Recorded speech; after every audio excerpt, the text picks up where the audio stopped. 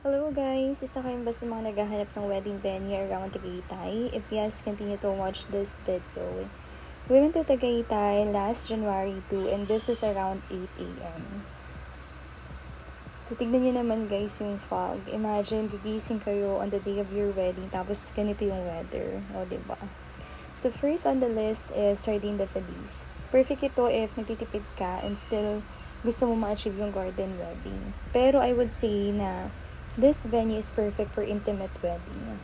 Second is Farm Boutique. Ang ganda ng pavilion nila, may built-in chandelier na so halos hindi mo na talaga need ng ceiling treatment. Lalo na if white and gold yung motif mo, perfect sa'yo tong venue na to.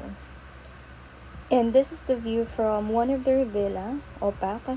Medyo alanganin lang ako sa garden area nila pero ang sabi naman ng owner is yung tabi ng pavilion is ipapa-renovate nila for a better